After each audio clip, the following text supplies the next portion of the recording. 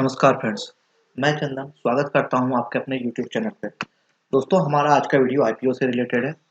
इस वीडियो के माध्यम से हम जानेंगे IPO क्या है, समझेंगे IPO में पूरे गणित को, निवेश कैसे कर सकते हैं और निवेश करते समय ध्यान रखने वाली बातें हैं। तो दोस्तों आइए बिना कोई बात किए हुए वीडियो को आगे बढ़ाते हैं। सबसे पहले हम जानते हैं कि IPO क्या है। दोस्तों, IPO का full form initial public offering है। जब कोई कंपनी पहली बार अपनी शेयर्स लोगों को ऑफर करती है तो इसे IPO कहते हैं, या एक प्राइवेट कंपनी पब्लिक कंपनी में बदलने की प्रक्रिया को IPO कहते हैं। जब कंपनियों को पैसे की जरूरत होती है तो कंपनी अपने शेयर को पहली बार लोगों के लिए जारी करती है। IPO के जरिए प्राप्त पूंजी को कंपनी अपनी जरूरत के हिसाब से खर्च करती है। कंपनी इस फंड का इस्तेमाल कर्ज चुकाने या कंपनी की तरक्की आदि में करती है। यह ध्यान रखना अहम है कि सभी IPO में उसके मन मुताबिक सफलता नहीं मिलती। अतीत में कई ऐसी कंपनियां हैं कि IPO रहे हैं जो सफल नहीं हो सके, जबकि कई अन्य कंपनियों के IPO काफी अच्छा प्रदर्शन किया, निवेशकों की संपत्ति में काफी इजाफा भी किया।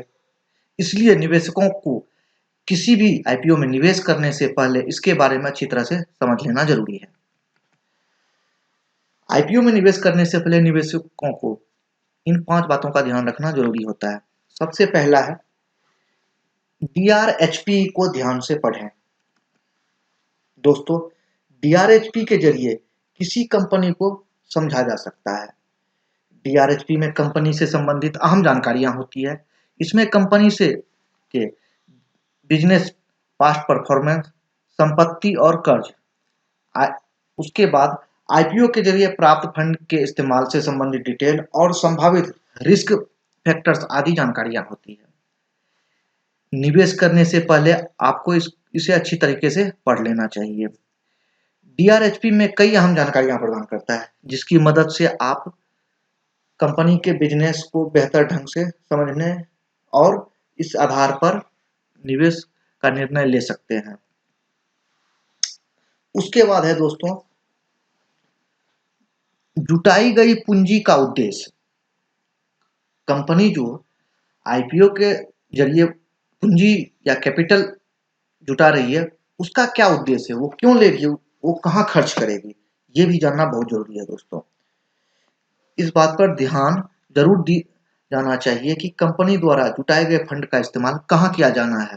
अगर कंपनी कर्ज के बोझ से दबी है और DRHP में उल्लेख करती है कि आय का इस्तेमाल मौजूद कर्ज को भुगतान करने के लिए किया जाएगा, तो निवेशकों को इसमें निवेश करने से ज्यादा सावधानी बरतनी चाहिए। हालांकि अगर फंड का इस्तेमाल कर्ज चुकाने के साथ साथ कंपनी की तरक्की के लिए किया जाना है तो निवेश करने पर विचार किया जा सकता है। अगर कंपनी पहले ही अच्छा परफॉर्म कर रही है और IPO से प्राप्त फंड का इस्तेमाल कंपनी की तरक्की के लिए करना है तो इसमें निवेश करने पर काफी फायदा होगा।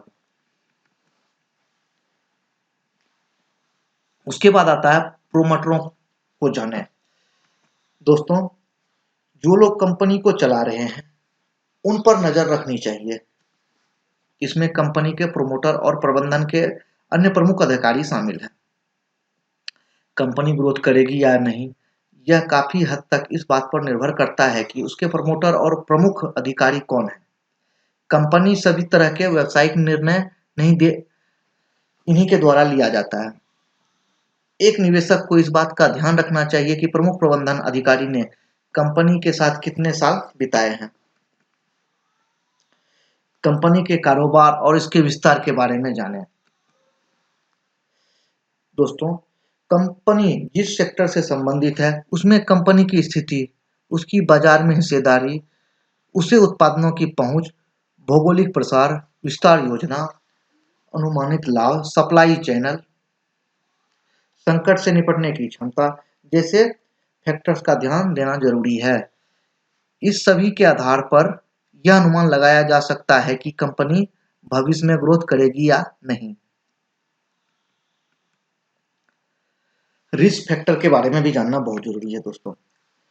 कंपनी अपने DRHP में रिस्क फैक्टर के बारे में बताती है। एक निवेशक को इसे ध्यान से पढ़ना चाहिए। ये ऐसी चीजें हैं जिस पर निर्भर करता है कि इस IPO में निवेश करने से फायदा होगा या नुकसान। कानूनी मुकदमों, पॉलिसी से संबंधित परिवर्तन और ब्याज दरों समेत कई अन्य तरह के रिस्क फैक्टर हो सकते हैं। यह कंपनियों की भविष्य की विकास संभावनाओं को प्रभावित कर सकता है। निवेश करने से पहले अपने जोखिम लेने की क्षमता का आकलन करना जरूरी है। आपको अपनी जोखिम उठाने की क्षमता के अनुसार निवेश करना चाहिए। अगर बिजनेस एक्सपर्ट की सलाह के अनुसार बहुत जोखिम भरा दिखता है और आपकी जोखिम लेने की क्षमता कम है तो IPO में इन्वेस्ट करने से बचें। IPO में निवेश कैसे कर सकते हैं? किसी निवेशक को अगर IPO में निवेश करना है तो सबसे पहले उसके पास एक डीमैट अकाउंट होना चाहिए। डीमैट अकाउंट में ही आपके शेयर अलॉट होते हैं। IPO में निवेश करने के लिए अब आप कोई चेक या कैश पेमेंट नहीं कर सकते हैं। आपके डीमैट अकाउंट से एक बैंक अकाउंट लिंक होता है। इसी अकाउंट से आपको IPO के सारे लेन देन करने होते हैं। जब तक आपके शेयर अलॉट नहीं हो जाते तब तक खाते में उतनी रकम ब्लॉक रहती है।